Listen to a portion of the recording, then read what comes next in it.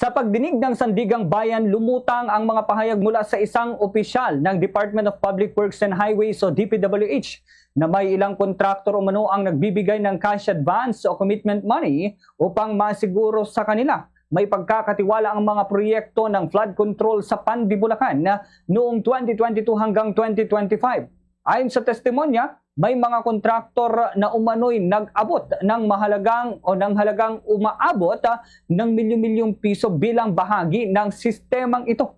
Binanggit din ang ilang pangalan ng mga kontraktor at dating opisyal na umano'y may kaugnayan sa proseso ng paglalaan at implementasyon ng proyekto. Gayunman, nilinaw ng testigo na wala siyang direktang ebidensya kung ang mga halagang ito ay napunta sa mga partikular na individual na tinukoy dahil wala umano siyang hawak na resibo o dokumentong magpapatunay nito. Sa ganitong kalagayan, nananatiling mga aligasyon ang lahat ng ito at dapat pa ring patunayan sa tamang proseso ng batas. Mahalaga na ang pagdinig ay manatiling nakatuon sa ebidensya upang mapanatili ang integridad ng hudikatura at ang karapatan ng bawat isa sa due process. Gayunman, ang mas malawak na usapin dito ay hindi lamang ang mga individual na pangalan na nasasangkot, kundi ang patuloy na paulit-ulit na mga ganitong uri ng isyu sa loob ng ilang ahensya ng pamahalaan at sa hanay ng ilang politiko.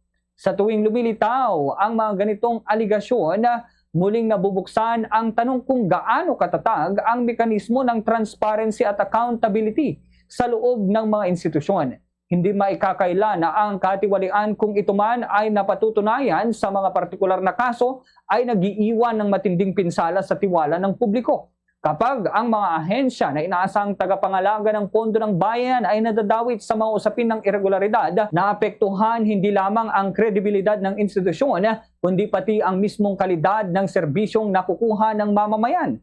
Sa panig naman ng ilang politiko at opisyal, ang paulit-ulit na pagbubunyag ng ganitong mga paratang ay nagpapakita ng pangangailangang mas higpitan pa ang political accountability.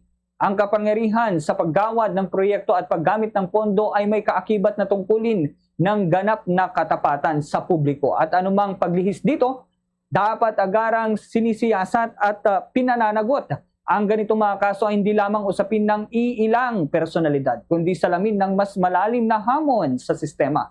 Hanggat nananatiling mahina ang mga safeguards laban sa irregularidad, patuloy na mabubuksan ang pinto sa posibleng pag-aabuso. Kaya't ang tunay na hamon ay hindi lamang ang pagresolba sa kasalukuyang kaso, kundi ang pagpapatibay ng mga institusyon upang maiwasan ang pag-ulit ng mga ganitong kontrobersiya sa hinaharap.